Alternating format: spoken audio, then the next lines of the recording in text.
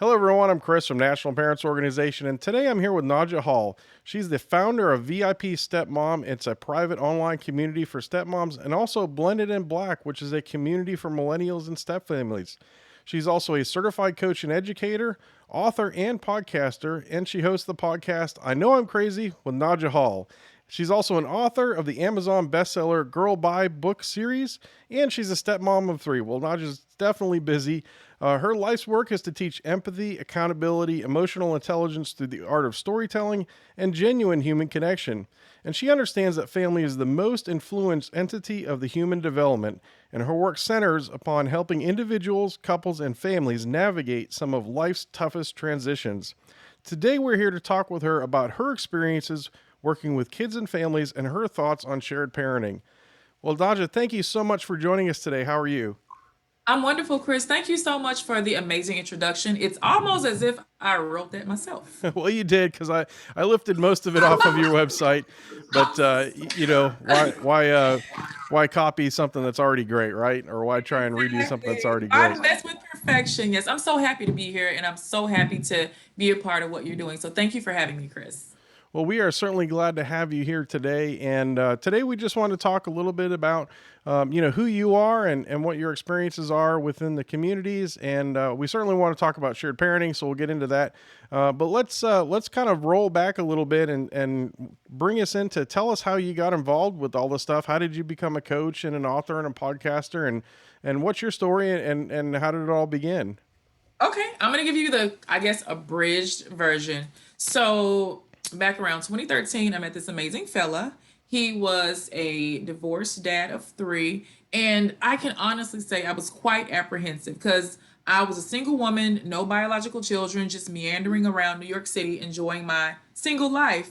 And so the thought of getting with a parent, a divorced parent, scared the bejesus out of me simply because of, I think, of all of the preconceived notions that came along with that stuff. You know, you think of drama, you think of child support. Oh my gosh, will the kids not like me? And I didn't have any of those fears. My family was also a little fearful for me. And a lot of my fears, they started becoming my real life situation. And our situation, and I make no quarrels about this, I don't hide this fact on any of my public platforms, is our family, our blended family, started off extremely high conflict. I mean, restraining orders, no contact, high conflict. It was a bad situation. And so I was at a crossroads. It's like, do I choose this relationship where there's this one person that's attached to all of these things that cause me personal stress? Or do I essentially choose peace and go back out there and figure out that green grass in the single dating pool? And to be quite frank, my partner, who is now my husband, was the best man that I'd ever been with. It was the best relationship. I got so much fulfillment. And so I decided to stick it out. So, Chris, since I decided to stick it out, that meant that there was some other stuff that I was going to have to deal with. And the first thing being the high conflict nature and just understanding what divorce, because people call divorce the death of an original family unit. And so it took me a while to just realize and accept the fact that I was coming on the heels of this family suffering and grieving through the death of what they initially wanted. And that was difficult. And so I started reaching out, like any woman does. I read all the books, I listened to all the podcasts, and two things started happening. The first thing is I realized that I was very comfortable in spaces where people, especially pain points, where people looked and sounded and had similar experiences as me. And then there's another thing is I realized there could be a little bit more help for everybody in the blended family. To the woman that is now a single woman who was used accustomed to being attached to a man, to the man who was probably going to, because our custodial plan was every other weekend, it wasn't shared parenting. And so now this parent, this man, is his role as dad is minimized to what, 25%, and with children that he was used to being with 100% of the time. And so I realized that everybody not only needed individual resources, but what are we doing to pull all these people together? And I did what I know how to do. Is I started building platforms and asking questions online, and people were starting to see me as a subject matter expert. And my bachelor's is in family and consumer sciences. I have my 15,000 hours in training and certification in the National Council of Family Relations as an educator. And so I decided that my contribution to the one of my contributions to the world would just to be to make this thing a little bit easier for all of us because it doesn't have to be this hard, Chris. It genuinely, even if you're dealing with very difficult people, it doesn't have to be as hard for you. And so that's kind of why I'm here today. Real life put me in this position.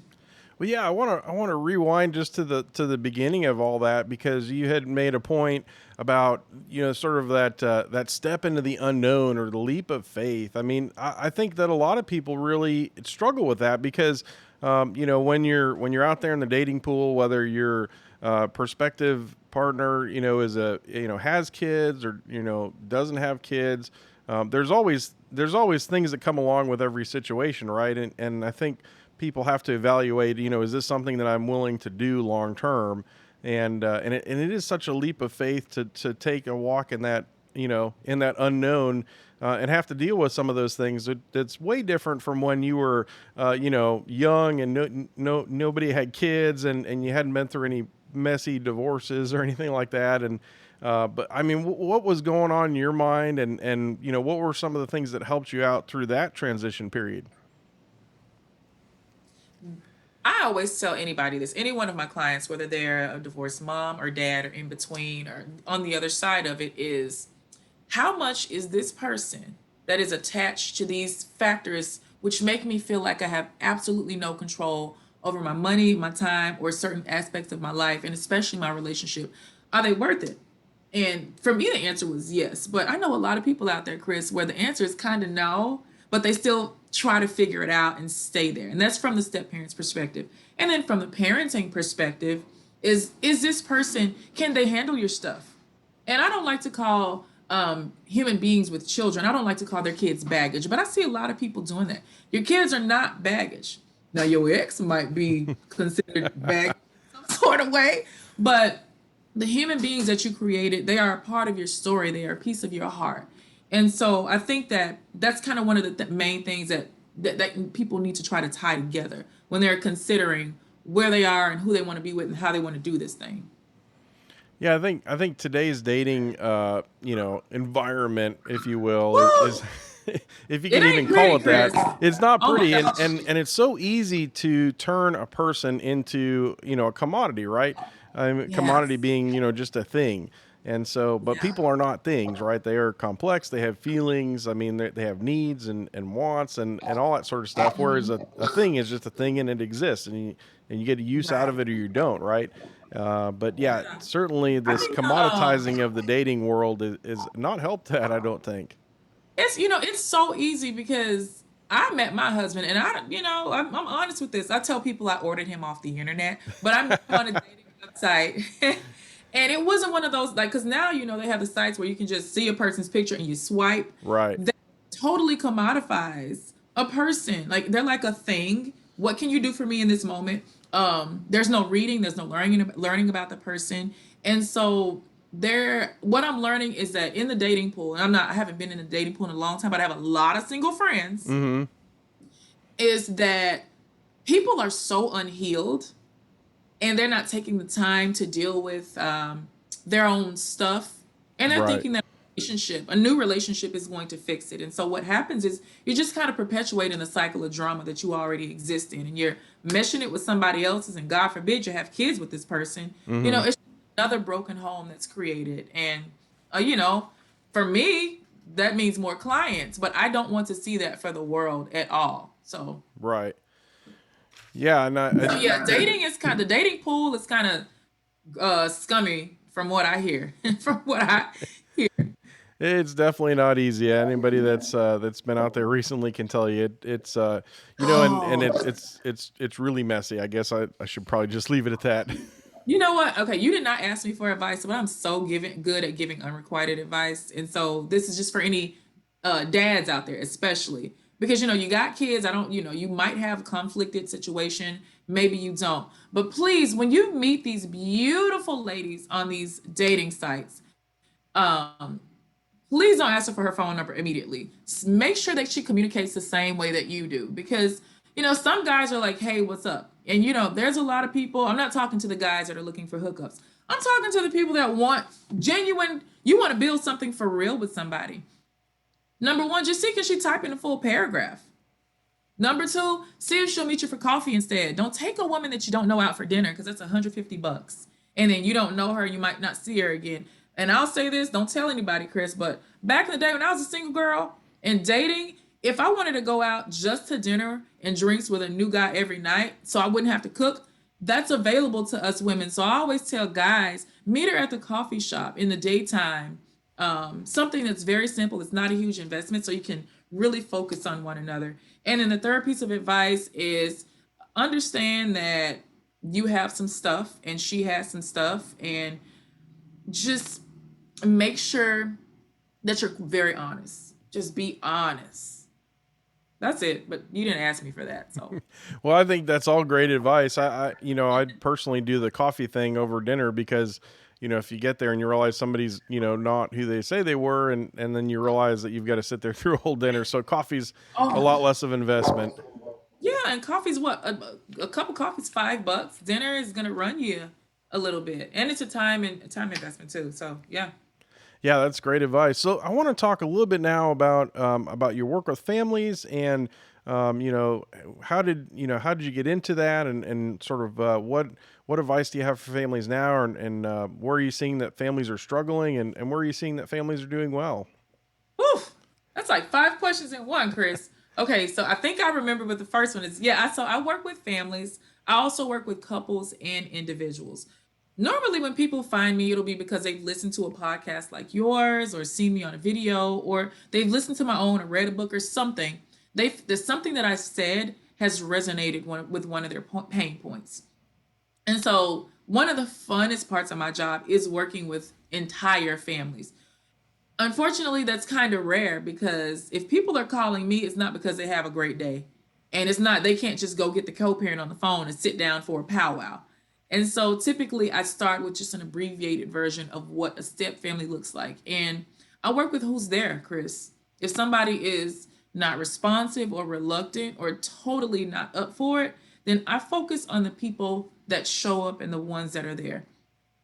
I wouldn't say that my work is extremely difficult. It's emotionally taxing because seeing people that want change in their lives, but there's some sort of stronghold. Typically, it's because of their own internal stuff, but there's some sort of stronghold that makes it difficult to have breakthroughs. We do have breakthroughs all the time, but something that I would like to see more of. I got started, like I mentioned earlier, just posting on Facebook. I would pose questions from things that I saw happening in my real life. I remember during our darkest hours in my own family, there was about a 6 month period where my husband was completely cut off from communicating with his children in any form or facet. So he was just a financier. He would go travel to the city where his children were located, and he wouldn't be allowed to get them. Not because the courts didn't say so, but just because of a conflict from the other households. And so just seeing how the police reacted when he would call them for help, or just seeing how he was treated in the court system, or watching the emotional wherewithal that it took on him, and then ultimately that it had on me, it would make me sometimes post questions on Facebook or Instagram, or sometimes I would go and just make a video, not from the expert's perspective, but just from the perspective of a woman that is watching a dad. Because everybody always claims, oh, dad's dead, dads are deadbeats, and dads want to be there. Dad has a new woman. But that's watching a man that's desperate and trying to be with his children, but he's being cut off from it. And so that was a lot. That was just that was traumatic for all of us. So I would share my trauma, and people started to identify with that. So what started happening, Chris, is people would reach out to me and hit me in the inbox and ask me questions. I would start getting on the phone with these people just as a personal conversation.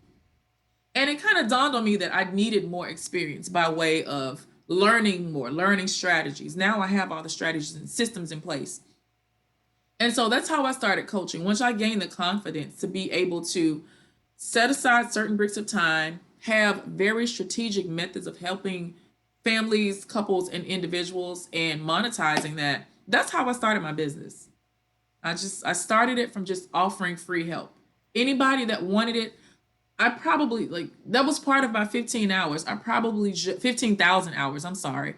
I probably helped strangers from all over the world, men, women, no particular age, no particular race, no particular socioeconomic standing. I was making human connections, and I realized I'm good at this. And now I had confidence and I could structure it. So, I forgot the other two questions that you asked me after that. I forgot them too. That's okay. We'll keep going here. Um, Okay. yeah, I think moving through that trauma is really difficult, and people often feel very isolated and alone because I mean, there's not like a corner store that you can go down to that's the trauma store and get some help for it, right? You can obviously Yeah. go to a therapist or to a service like yours, but I think there's a lot more awareness now that people like you do exist and there is help out there for things like this. But it is really good to recognize that moving through these transitions in life is traumatic. And certainly we found that the court systems and like you said, the police are not always helpful. In fact, they're, they can be very frustrating to deal with at times.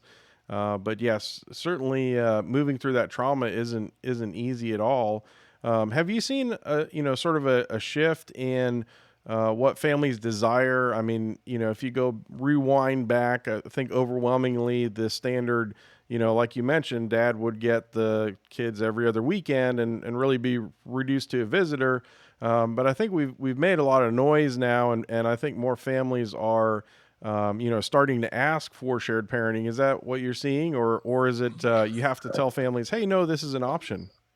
Man, Chris, I wish I could sit up here and tell you, heck yeah, that's what I'm seeing. But, and I don't want to be biased when I'm only speaking to men because there are also plenty of mothers that are also non custodial parents and that don't have shared parenting time. So I'm just going to say parents. I wish I could say that parents were going out and vying and asking for that, but there almost seems like there's an expectation that somebody, the person that moves out, is going to just be relegated to seeing their kids 4 days a month, every other weekend. So they don't even know. People are not in the know. They don't have the knowledge. There's still a major level of ignorance that typically, and I'm air quotes for those of you that are listening, not watching, typically dad is going to pay 25-30% of his income into his old household, go build a new household, but now mom is doing 90% of the parenting work. And so shared parenting was never a thing in how we see it was set up here in the American court system. So there are fathers, there are parents, there's mothers and fathers that number one don't even know that they can say, oh, I want my kids 50-50. They don't even think it's a thing. And because of that, many of them are anti. What I'm finding, Chris, is if I mention it to people, because they saw how their grandmothers and grandfathers did it and how their own parents did it when they split, they cannot even fathom what they would do having 50% of custody. So, number one, parents have to just be given the confidence to know you can handle this. These are your children. You can take them half the time and they need to be with you. And they also just need to be educated on the fact that this is a thing. It's let's call it a thing. They didn't even know that it was there. So, I make it my business to not to really antagonize new clients, but just to simply inquire, hey, so you have this every other weekend schedule. Are you satisfied with that? And they'll be like, well, I wish it could be more. Well, did you know that you can request 50-50 custody? Did you? And they're like, no, absolutely not. How much money is that going to cost me? So people have this inherent fear of what that looks like. And when you move through that in your own relationship, as you said, he started out with every other weekend, and now it sounds like you're at shared parenting levels at 50-50. What sort of changes did you see both when dad and the kids? I mean, and how did that change the family unit? Well, just to be very, very clear, we live in New York City and the kids live in Texas. And so it can't be 50-50 with us, like 1 week on, 1 week off. So we have a very extreme schedule, meaning we'll do 4 months and then like we'll do homeschooling and then we'll keep them and then we'll take them back and then we'll do extended amounts of time. So it's very expensive. It involves a lot of travel. I was very reluctant, honestly, in the beginning because, I'm thinking, okay, per the court documents that I saw that I read, because every spouse probably reads their person's parenting plan because you want to know, like, this is your family law, this is a family bible, you want to know how it's going to affect you. And so what I saw was nothing by way of power and influence on the father's part. And the other parent was the key decision maker. They decided if the kid could go out of town. They decided the kid could go 50 miles away. It was every other weekend. And I was like, first question is, why the heck did you sign this? This is garbage. You live in New York City. Why would you commit to every other weekend when it doesn't look feasible and you're paying four figures in support? That's not feasible. And so it took a lot of time, even in my own real life, just to convince and help my partner gain the confidence to know that this is something that can be done and your children deserve it. They they deserve it. Like what it took a lot of work, Chris. And so the reluctance and the expense was something that it took a while to just reconcile. Like, this is what we're going to have to do.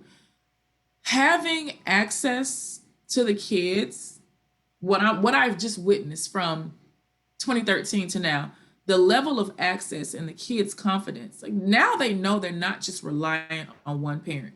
As before, one parent was the center of their existence. One parent was their key influence. And like I said, it was high conflict. So, what do you think that meant for us? What do you think that meant for his position as a father? Now that he's able to be impactful and be present in those kids' lives, I see that now they can say, okay, I do have a mom and a dad. I do have two households. I am not solely reliant on one to give me my identity or provide for me and be my to be my sense of being. So I see some very well-rounded, very happy children. Well, that's fantastic. It really is good to see when the kids, they get adjusted to the new situation, and there's just so many things that can go wrong when parents aren't involved equally in the lives. Yeah. And I think it's a good point to bring up that it's not all about time, right? It's about involvement, and that doesn't always directly equate to time. But certainly, when you have two parents involved in kids' lives, it does make a difference for them. Yes, it makes a difference for everybody. One parent is not feeling the brunt of just the day to day. My God, have you kept four or five kids by yourself at one time, Chris? They run circles around you. Kids are crazy. So just just the energy that it takes to do that should not be on one person. It's not fair. We know life isn't fair all the time, but if you can make it that way to where you're doing equal parts work, equal parts finance sharing, then that benefits not only the parents, not only the kids, but it also has major benefits for the parents. Yeah, I have been outnumbered kids to parent ratio, and it's it is Oh, definitely a challenge. kids are maddening. My God, I love them, but yikes. And and kids are smart too because they can tell when you're getting overwhelmed, right? And they kind of like, we're winning. Let's keep piling it on. 4-1, 3-1, like they've already won. Yeah, Kids are fun though. They definitely are. Tell us, they absolutely. so you do a lot of work. You've got your two online communities. You've got Yes. blendedinblack.com and then vipstepmom.com. Tell us a little bit about those communities and the work that you do with them.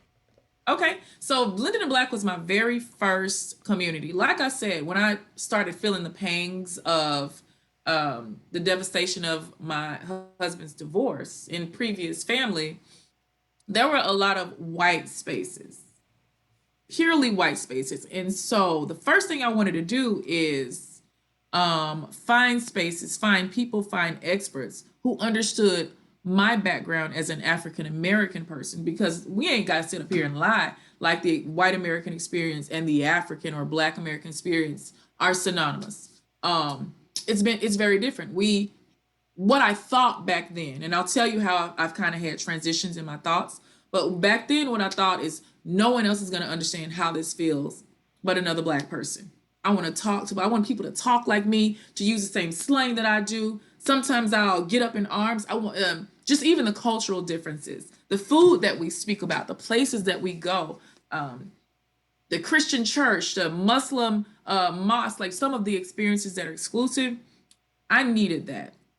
I needed to have a sense of home before I branched out and began to trust other experts in with something that was so vulnerable, in a position where I felt so vulnerable and I knew nothing. And so I started the community Blended in Black as a space for millennials and step families. But what I saw happening is I was sharing more videos all over the internet. They were being shared in all these persons of color spaces, in the white spaces, Latino, my Latino brothers and sisters, my Asian brothers and sisters, like everybody. And so people were trying to join the group. And so I was like, okay, Naja, this space is called Blended in Black. Are you going to make it only for black folks? You're going to segregate it, or are you going to share the black experience with other people? And so what I decided to do is to make it a space for everybody. I wanted all people in millennial families not only to feel a sense of my expertise, but I wanted them to understand that black families do exist. We have the same problems. And I'll say this, probably 10% of my clientele right now are black people. Right now, I have others, mostly white. I have a lot of Asian. Like, I have a lot of different ethnic groups. But at the time, one thing that I wanted is for other people to understand that, number one, we're not so different. We all have the same. Crazy does not have a color. We all have the same issues.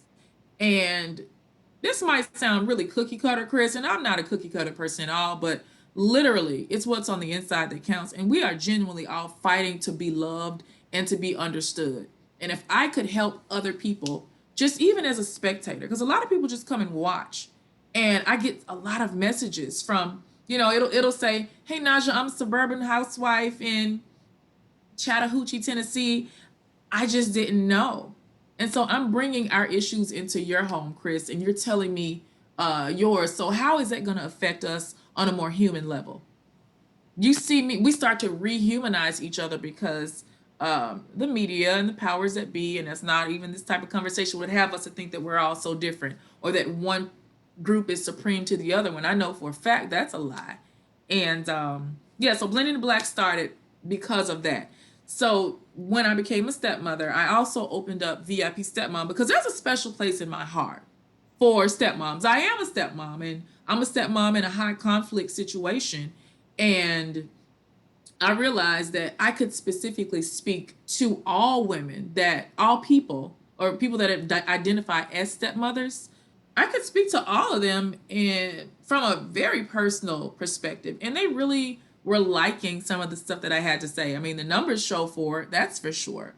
And so I kind of started that space out of just it's like my love project. It's a membership platform. They get a video per month. We do a monthly meetup. They get all the blogs. They get all my private stuff that I only want to say to stepmoms.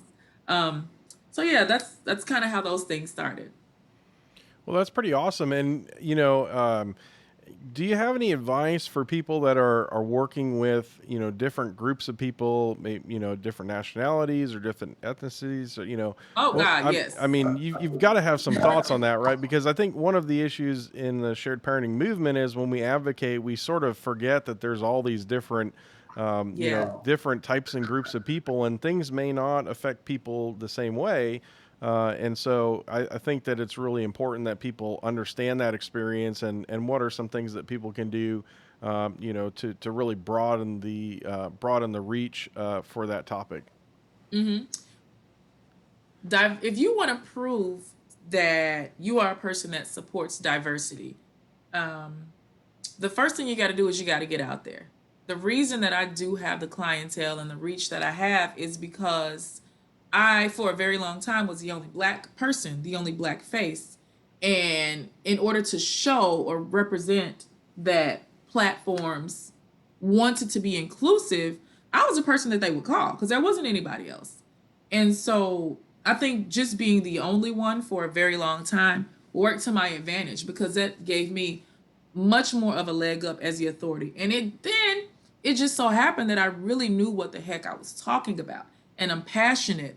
And people, just some people giving me the opportunity, or maybe vice versa, to speak and come on their platforms, they realize, number one, this lady is really good at what she does, and I think she can be the one to help my family. So if you want to prove to people that you can exist in other spaces, because the racial divide is very strong when we think of choosing a therapist, choosing a church, choosing a doctor, choosing a coach, a life partner. It's a very strong thing for human beings right now at this point in the millennia. So You really have to be out there and show that you are doing the work to appeal and speak the language of other people.